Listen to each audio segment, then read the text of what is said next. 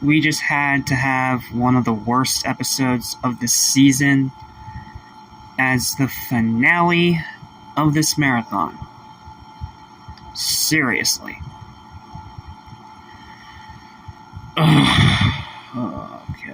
Okay.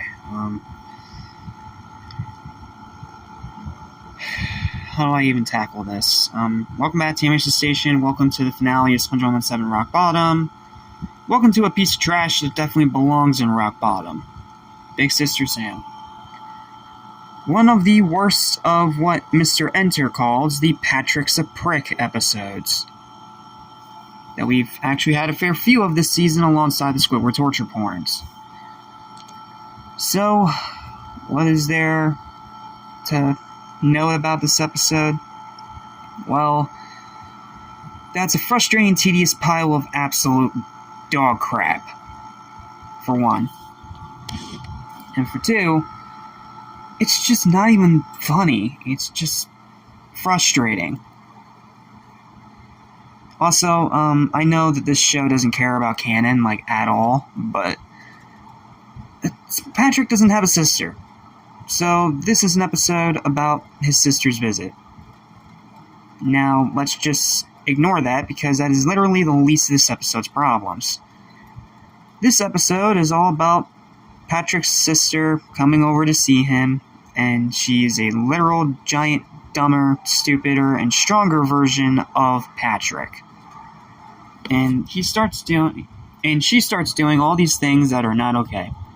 She throws SpongeBob, she destroys SpongeBob's house, she destroys Patrick's rock, she destroys Squidward's house, and then when Squidward tries to talk some sense into Patrick, he acts like an absolute, allow me this one curse word, please, an asshole. Because what is Patrick's immediate response after Squidward tells him about how Sam just destroyed everything? Hey, mind your own business and let us bickering in peace. Well, to quote Mr. Enter, why don't you just go away and let us thieve in peace? Why don't you just mind your own business and let us murder in peace? You get my point, right? Once again, he is totally blind to morality. And then SpongeBob ends up in a pile of rubble due to Sam's destruction, which gets Patrick to cry, but not as hard as he did when the toy store wasn't open.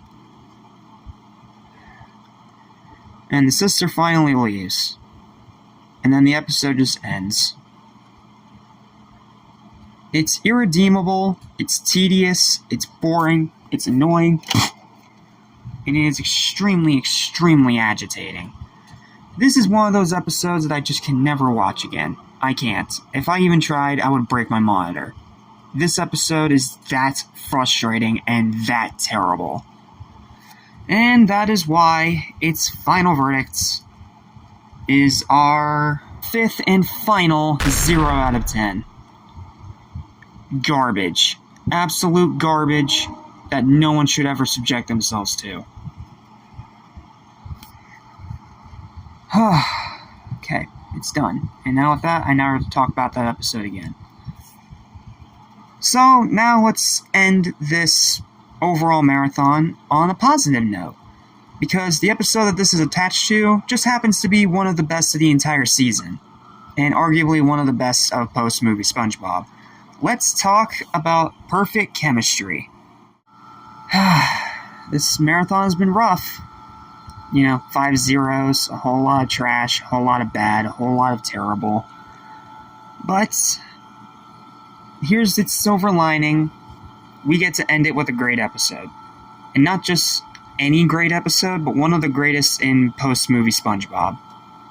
I am not kidding. This episode is fantastic. It's hilarious, it's enjoyable, it's smart, it's clever, it's entertaining, and it actually made a fart joke work. I don't know how they did it, but yeah, perfect chemistry. This episode is fantastic. Let's dive into it. So, we have Sandy working on another experiment in her tree dome, and SpongeBob's there with her because, he's SpongeBob. He has to be there. Meanwhile, you have Plankton turning himself into a gas to try and get the Krabby Patty secret formula. But then he ends up in Sandy's tree dome, where she immediately... Well, first she praises him for turning himself into a gas instead of a solid.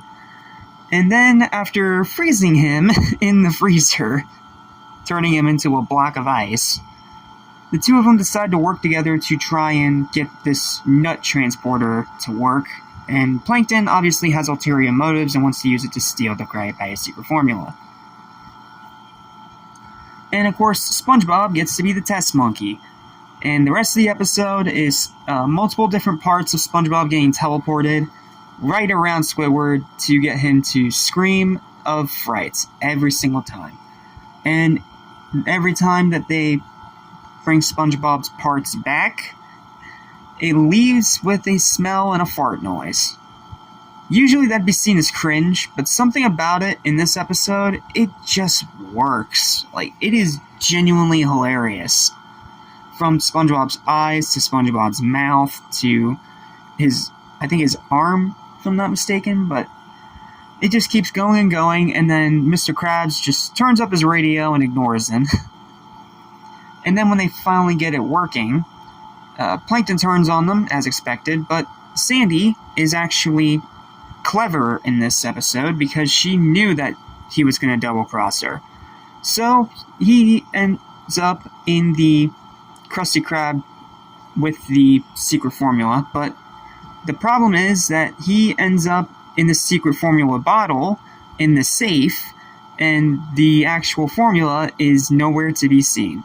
And the episode ends with Sandy giving her biggest and most maniacal laugh possible. This episode is fantastic, dude. Like, it's funny, it's well written, it has some great jokes and great lines and great dialogue, and it's just so funny. Like, this is one of the funniest episodes in post-movie SpongeBob. And you'd think that an episode about farts would not work, but somehow they did. It worked really well, and it resulted in this episode being ridiculously hilarious.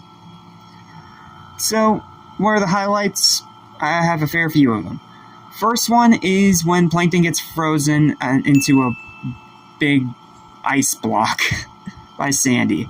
Not only because it's a funny visual, but also because they literally have a time card of Plankton after he's put into the freezer, and then after he's brought out of the freezer. I don't know why, it's just funny to see him frozen solid. Then the second one is just all the jokes with SpongeBob's parts appearing in front of Squidward. I don't know why it works so well or why it's so funny, but they keep setting it up, knocking it down, and every single time it just keeps getting funnier. And I don't get why, but it is so funny, and every single time it happens, I bust a gut. And no, it's not a Squidward torture porn because SpongeBob's not doing it on purpose. Squidward just happens to be there every time he appears. And it's so funny. I can't say it enough. This episode's so funny. And then the final highlight is, without a doubt, the maniacal laugh. Like, not only does it sound hilarious coming out of Sandy's mouth, but also because it is a great way to end the episode and show how she is more emotionally smart than Plankton. That's literally all I got, dude. This episode's great, and I can't say a single other thing about it. It's hilarious, it's memorable, it's clever, it's unique, and again, it somehow made a fart joke work. Deserves praise for that alone. And that is why we get to end SpongeBob Month 7 with the final verdict of a 9 out of 10. This episode is fantastic, and as rough as this season was, it was an incredibly high note to go out on. Okay. And with that, we have officially covered every single episode of Season 7 of SpongeBob, and I never had to talk about any of these bad episodes ever again. Thank Poseidon, because this was the worst season of the show. It still is. Even though season 8 still has its fair share of bad episodes, 7 is still the worst season. Because the one that felt the most rushed, the one that was the most out of ideas, and almost constantly was just plain boring. So, yeah, by far the worst season of SpongeBob, and I'm glad that we're finally done with it. So, yep, that is going to conclude our 7th ever SpongeBob month. Thank you guys so much for watching. Thank you so much for watching all of these reviews. I know I got super angry in a lot of them, but trust me when I say I don't tear anything apart unless it deserves it. And this season was rough, but getting to talk about it with you guys and vent all my thoughts and critiques and frustrations with it, it's good therapy. I'll put it that way. So, what's next for the channel? Well, aside from some movie reviews, because there's some new stuff coming out very soon, next is going to be, let's see, yeah, a lot of covers. So, it's going to be a lot of covers to finish off this month, as well as some movie reviews, but we're done with SpongeBob for now, until September, when we cover SpongeBob Season 8, which, it is a bad season, but it's not as bad as this one. I'll try to do my best to explain it when we get to that month, but as for what's next on the channel in terms of animation, it's a pretty exciting one. We're tackling Studio Ghibli. I've wanted to talk about them for so long, and now I have a good reason. So, next time, join me for Ghibli month, or Ghibli, however you pronounce it. Sorry if I'm mispronouncing your name, I'm an uncultured idiot. But, yeah, we're going to cover a bunch of the Studio Ghibli films next, and I'm so excited to talk about them, because I've heard praise for them non-stop for years, but I've never gotten to really give my own 2 cents. So, yeah. It's going to be a super fun month, so thank you so much for watching, and until then, I'll see you in the next review. Stay spongy. Sayonara, SpongeBob. See you in September. Lesson I want to forget, so listen and you won't regret. Be true to yourself, don't miss your chance, and you won't end up like the fool who ripped his pants.